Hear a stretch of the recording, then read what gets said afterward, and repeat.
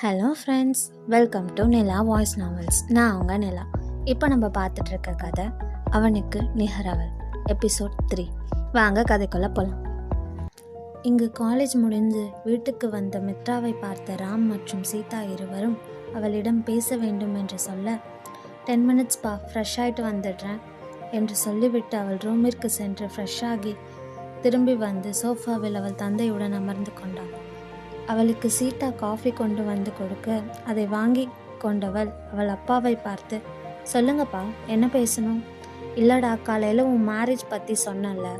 ஆமாம்ப்பா, அதான் அப்போவே சொல்லிட்டேனே, இப்போதைக்கு எதுவும் வேண்டான்னு என்று சொல்ல, ஆமாண்டா சொன்னதான், ஆனா என்று ராம் இழுக்க அதை பார்த்து கடுப்பான சீதா, இங்கே பாருங்க, நீங்கள் இப்போ சொல்லி முடிப்பீங்கன்னு எனக்கு தோணவே இல்லை, அதனால் நானே சொல்கிறேன் என்று சொன்னவள் மித்ராவை பார்த்து, இங்கே பார் மித்ரா, எனக்கு உன் அப்பாவோட ஃப்ரெண்ட் வர்மா அங்கிளை பற்றி தெரியும் தானே என்று சீதா கேட்க, தெரியுமா, அப்பாவோட பெஸ்ட் ஃப்ரெண்ட்.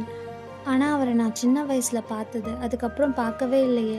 அம்மா, ஏன் இப்போ திடீர்னு அவரை பற்றி கேட்குறீங்க என்று மித்ரா கேட்க, ஏன்னா அவர் பையன் ஆதிக்கும் உனக்கும் நாளை மறுநாள் கல்யாணம் பண்ணலான்னு நானும் உங்கள் அப்பாவும் டிசைட் பண்ணியிருக்கோம் என்று சீதா சொல்ல, வாட் என்று கத்தி அதிர்ந்து எழுந்து நின்ற மித்ரா அவள் அப்பாவை பார்த்து, என்னப்பா இதெல்லாம் என்று கேட்க, உன் அம்மா சொல்கிறது உண்மைதான் மித்ரா, ஆதி ரொம்ப நல்ல பையன், பிஸ்னஸ் பண்ணுறான்னு வர்மா சொன்னான், உன்னை நல்லா பார்த்துப்பாமா.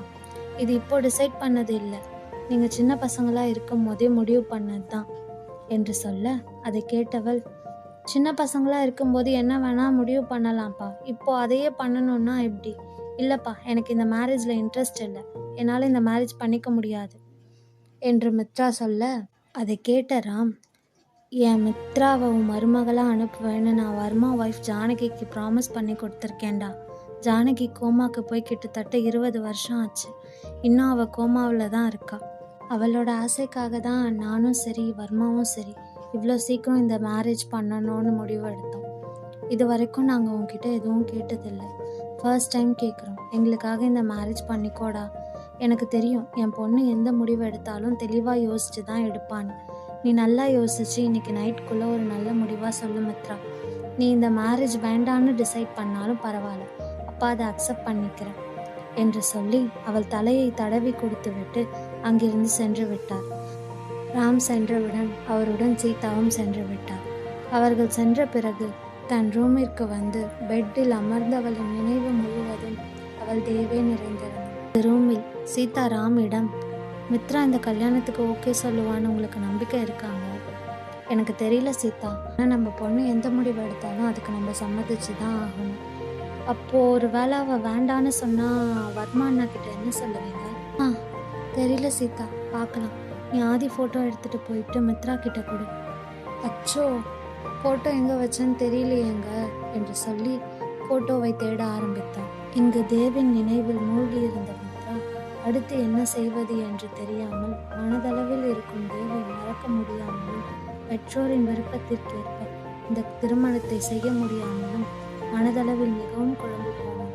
இறுதியாக இந்த கல்யாணம் வேண்டாம் என்ற முடிவை எடுத்தவள் தீர்க்கமான விழிகளுடன் அவள் அப்பாவின் அறை நோக்கி சென்றாள். அப்பா என்று அழைத்து கொண்டு அவர் அறையினுள் நுழைந்த மித்ராவை பார்த்த ராம், சொல்லுமா என்று கேட்க, அவர் அருகில் அமர்ந்தவள், நான் டிசைட் பண்ணிட்டேன்ப்பா. என்னம்மா முடிவு பண்ணியிருக்க? கேட்டவரின் முகத்தை ஒரு நொடி பார்த்தவள், அது என்று ஆரம்பிக்க, அப்பொழுது எங்க ஃபோட்டோ கிடைச்சிருச்சு என்று சொன்ன சீதா அவரிடம் கொடுக்க வர, அவர் புடவை தடுக்கியதில் கையில் இருந்த ஃபோட்டோ நழுவி ராம் அருகில் அமர்ந்திருந்த மித்ராவின் மடியில் விழுந்தது. அதை கையில் எடுத்து திருப்பி அந்த ஃபோட்டோவை பார்த்த மித்ராவின் விழிகள் அதிர்ச்சியில் அகல விரிந்தது. அந்த ஃபோட்டோவில் இருந்த அவள் தேவின் முகத்தை பார்த்து பிறகு அவள் அம்மாவை பார்த்து, மா இது என்று கேட்க, அதை பார்த்த ராம், இதுதான் மித்ராமா, என் ஃப்ரெண்டு வர்மாவோட பையன் ஆதி ருத்ரதேவன், உனக்கு பார்த்துருக்க மாப்பிள்ளை என்று சொல்லி கொண்டிருந்தார். மகள் முகத்தில் இருக்கும் அதிர்ச்சியை கவனிக்காமல், என்ன ஆதி ருத்ரதேவனா? தேவோட ஃபுல் நேம்? லவ் பண்ணுறவன் பேர் கூட தெரியாமல் இருக்கிய, உனக்கு அசிங்கமாக இல்லை மித்ரா என்று மனதிற்குள்ளே அவளை திட்டியவளின் மனமோ சந்தோஷத்தில் ரெக்கை கட்டி பறந்து கொண்டிருந்தது. மித்ராமா, இந்த மேரேஜ்க்கு என்னடா டிசைட் பண்ணியிருக்க என்று சற்று பதற்றமாகவே கேட்டாராம். அவள் தேவின் மனைவியாக அவளுக்கு என்ன கசக்கவா செய்யும்?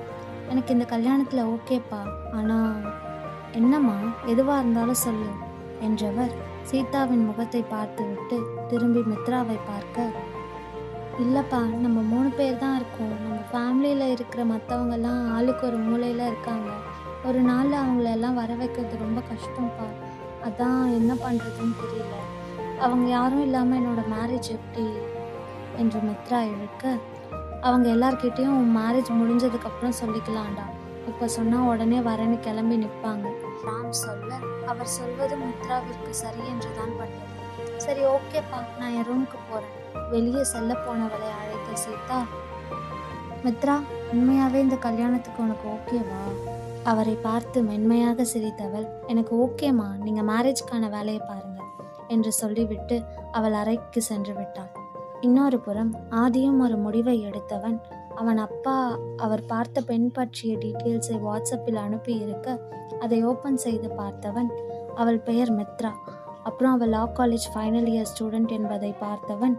அதிலிருந்து அவள் ஃபோட்டோவை டவுன்லோட் செய்து பார்க்கும் எண்ணம் கூட இல்லாமல் அவள் மொபைல் நம்பரை மட்டும் எடுத்துக்கொண்டு வெளியில் வந்துவிட்டான். இப்பொழுது அதை ஓப்பன் செய்து பார்த்திருந்தால் பின்னாளில் வரும் பல பிரச்சனையை வராமலே தடுத்திருக்கலாம் என்பதை ஏடியும் அறிய மறந்துவிட்டான். விதி யாரை விட்டது? இந்த ஆதியோட வாழ்க்கையில் அவன் அனுமதி இல்லாமல் யாராலையும் வர முடியாது. நீ மட்டும் என்ன, உன்னோட என்ட்ரி எவ்வளோ ஸ்பீடாக இருக்கோ அதே ஸ்பீடில் உன்னோட எக்ஸிட்டும் இருக்கும். அவள் நம்பர் பார்த்து கூறியவன் வன்மையாக சிரித்தான். இரவு உணவு முடித்து தன் அறைக்கு வந்த மித்ராவோ அவள் மொபைலில் உள்ள தேவின் ஃபோட்டோவை பார்த்து, சீக்கிரம் உன்கிட்ட லவ்வர் சொல்லுவான்னு நினச்சிருந்தேன், ஆனால் இப்போ உன்னை கல்யாணமே பண்ணிக்க போகிறேன் என்று கூறியவள் தான் காதலிப்பவனையே கரம் பிடிக்கப் போகும் மகிழ்ச்சியில் பெட்டில் விழுந்தவள் நிம்மதியாக தூங்கினாள். பாவம், இன்றோடு அவள் நிம்மதியான தூக்கம் பறிபோக போவதையும், யாரை தன் வாழ்க்கையின் சந்தோஷம் என்று நினைத்தாலோ அவனே அவள் சந்தோஷத்தை நாளை அழிக்கப் போகிறான் என்பதையும் அறியாமல் போனாள். ஆதி மித்ராவை என்ன செய்ய போகிறான்? உண்மையில் மித்ராவின் சந்தோஷம் பறிபோக போகிறதா? மித்ரா தான் காதலித்த தேவை கரம் பிடிப்பாளா? ஆதி என்ன முடிவெடுத்திருக்கிறான்? ராம் யாரை மான்ஸ்டர் அரக்கன் என்று தன் மனைவி சீதாவிடம் சொன்னாரோ அந்த ஏடிதான் தன் மகளிருக்கு பார்த்திருக்கும் மாப்பிள்ளை ஆதி என்று தெரிந்தார். அவர் என்ன செய்வார்? இந்த திருமணத்தை ஏற்பாரா? இதை பற்றி மேலும் தெரிஞ்சுக்க நிலா வாய்ஸ் நாவல்ஸை சப்ஸ்கிரைப் பண்ணுங்கள். இந்த ஸ்டோரி உங்களுக்கு பிடிச்சிருந்தா லைக் பண்ணுங்கள், ஷேர் பண்ணுங்கள் அண்ட் மறக்காமல் சப்ஸ்கிரைப் பண்ணுங்கள். பாய் ஃப்ரெண்ட்ஸ், நான் உங்கள் நிலா. நெக்ஸ்ட் எபிசோடில் மீட் பண்ணலாம்.